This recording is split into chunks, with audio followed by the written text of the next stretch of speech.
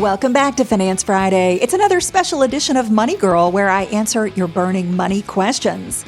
Today's topic comes from Teresa J., who says, "Thanks so much for all your great advice. I listen every week, and although some things don't apply to me, I inevitably learn something new. I'm a self-employed notary public and have owned my business since 2016. The last 3 months of 2024 were slow, and I used up all my savings to make ends meet, which scares me. I want to create a budget, but never know what I'll earn until the month ends. Plus, my utilities and business expenses vary and are going up. I'm overspending and not saving, but don't know where to start. How do I budget when my income is irregular?" Thank you so much for your question, Teresa. There are many people like you with jobs or businesses that earn an unpredictable income. You might be self-employed like Teresa with an unknown number of monthly clients, or a salesperson paid solely on commission, like maybe a real estate agent or a car salesperson. That certainly makes budgeting more challenging. But in this podcast, I'm going to give you strategies to better manage your cash flow and feel more in control of your money. Thanks for downloading episode 899 of the Money Girl podcast. If you're new here, I'm Laura Adams. I'm an award-winning author, a speaker, an on-camera spokesperson, and founder of The Money Stack. That's my free Substack newsletter. You can learn more and connect with me at lauradadams.com. That's also where you can email your money question and sign up for The Money Stack. It gives subscribers a terrific money success toolkit. I'll mention more about that in the show.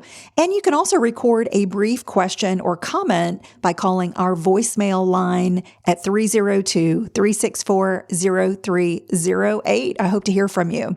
All right, let's get into 6 steps to budget with irregular income. Number 1 is know your financial goals. Creating a budget is a perfect time, an important time to define or redefine your financial goals. While a budget must cover your expenses, obviously, it should also be based on what you realistically want to achieve with your money. For instance, do you want to buy a home? Do you want to retire early? Maybe you're thinking about an epic vacation or putting your kids through college. All these short-term and long-term goals aren't likely to happen if you don't regularly earmark money for them. An excellent way to get started is by downloading my free financial planning workbook. This is part of the Money Success Toolkit, and setting aside, maybe 30 or 40 minutes to complete it. It's a free gift when you subscribe to the Money Stack. As I mentioned, that's my free Substack newsletter that you can get when you visit lauradadams.com. So review the workbook together if you've got a spouse or a partner who shares your financial life or your financial goals. The workbook is going to prompt you to ask important questions and answer them as thoughtfully as possible so you can set the right financial goals. But if you're not sure what financial goals you should set, I want to suggest the following. Saving at least $1,000 for emergencies or up to 3 months worth of your living expenses in a high yield savings account. I also recommend investing at least 10% of your gross income in a tax-advantaged retirement account. That could be a workplace plan like a 401k or 403b, or it could be an individual retirement account or IRA. And you can invest up to annual allowable limits in these types of tax-advantaged accounts.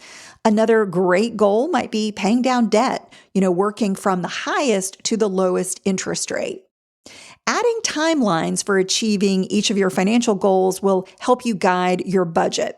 For instance, if you want to build $1,000 in emergency savings, let's say within the next 12 months, you would budget approximately $85 a month.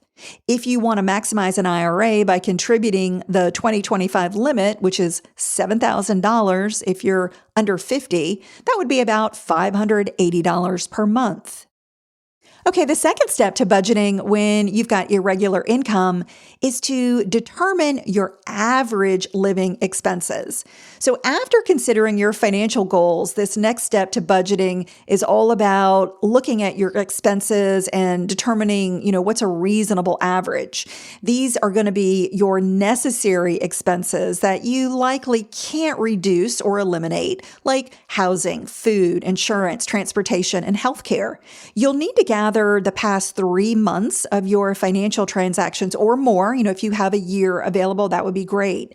You might enter your data in a computer spreadsheet or sync up your financial accounts to a bookkeeping or budgeting program like Quicken or YNAB. YNAB stands for You Need a Budget, and I'll put links to those in the show notes. For living expenses that vary each month, like groceries, utility bills, and gas, you must estimate a monthly average. For instance, if your utility bills over the past 3 months were $125, $150, and $175, you can add them up and divide by 3 for an estimated average of $150 a month. If you have expenses paid quarterly or annually, like auto or life insurance, break them down into monthly amounts. For instance, if you spend $500 for auto insurance twice a year, divide $1,000 by 12 months for a monthly estimate of $85. As you review your typical monthly spending, see where you may be overspending and could cut back. Constantly reconsider what's necessary and which expenses you can shop around to potentially reduce. All right, the third step is to add your financial goals. Once you know your average monthly living expenses, add your financial goals to your budget. While they aren't necessary for short-term survival, they are critical for your long-term financial security and happiness. If you have irregular income, allocating monthly amounts for goals like building an emergency fund and investing for retirement is even more critical. So I want to challenge you to consider them expenses that you owe yourself monthly. Otherwise, it gets really easy to spend any extra money and never get ahead financially. Don't forget that you must pay quarterly income taxes if you have a business or self-employment income, and you should include that in your baseline budget. If you're unsure how much you'll earn, you can estimate taxes based on what you earned last year or adjust if you know that you're going to be earning more or less this year. There are some financial programs that estimate your potential tax liability and break it down into quarterly payments. However, I always recommend getting guidance from a certified tax professional, at least when you're getting started. But a good rule of thumb is to set aside 25% of your self-employment income for taxes. Now, that's unless you're a high earner and you may need to pay more. The fourth step to budgeting with irregular income is to identify your discretionary expenses. So once you've identified your living or your baseline expenses, including your financial goals, everything else in your budget is discretionary. And if you're struggling to save money or even to pay off credit cards, you likely have discretionary expenses that should be reduced or eliminated. So take a hard look at temporarily or permanently cutting any discretionary expenses that you can live without. That can be the ticket to boosting your savings and improving your finances. While you can also cut certain living expenses like housing and vehicles, they're typically a little more difficult to reduce than discretionary expenses. Step number 5, create an ultra-conservative budget. Now that you've thoroughly reviewed your living and discretionary expenses, create an ultra-conservative budget based on an average of your lowest months of income. So use a reasonable period for your situation, such as last year. For example, let's say if Teresa's lowest months of income last year were $3,000, $4,000, and $5,000, you can add them up and divide by 3 months for an average of $4,000. If your monthly expenses exceed that amount, it's time to radically cut your living expenses, your discretionary expenses, or both. It's your job to ensure that you create a solid plan to never spend more than your low-end average income. And this is especially true when you've got, very irregular income. Budgeting with the low end of an irregular income doesn't guarantee that you won't have some challenging months, but it does reduce the likelihood that you're going to come up short.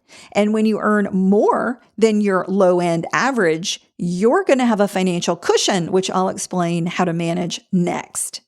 So step 6, our last step, is to use a holding account. This is the secret weapon for sticking to a budget with irregular income. A holding account is a secondary checking account that you might open with your existing financial institution.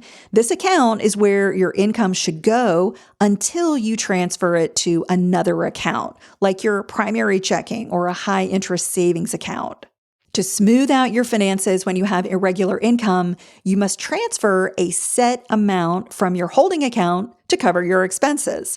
And I recommend transferring no more than your low-end average income into your primary checking account each month. For instance, you could transfer all of it on the 1st of the month, or half on the 1st and half on the 15th. Then you can pay your expenses, including funding your financial goals, according to your desired budget.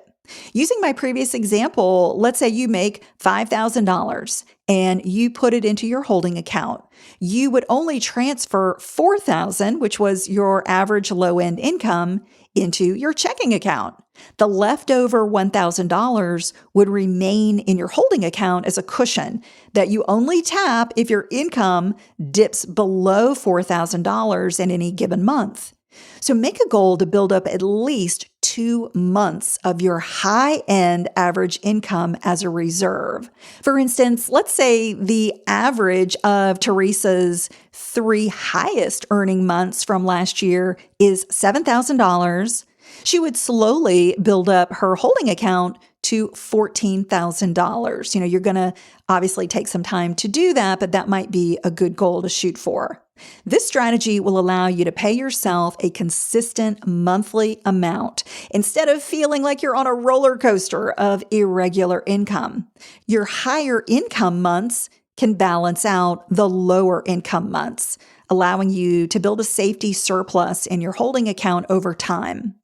Adjusting your necessary and discretionary spending for an average lower income month can be challenging. And, this is a process that can take time, but just be patient with yourself and experiment with some different methods, maybe some different apps or budgeting programs until you find a system that can keep you on track. If you struggle to increase the balance in your holding account over time, you might consider getting a second job or doing seasonal work to get ahead financially, to boost that holding account. Any sacrifices you make now will be worth it when you take control of your cash flow, can build wealth, and achieve your financial goals. Once you have emergency savings plus a surplus in your holding account, you're going to have a nice financial cushion to stay safe if you have several low income or even no income months.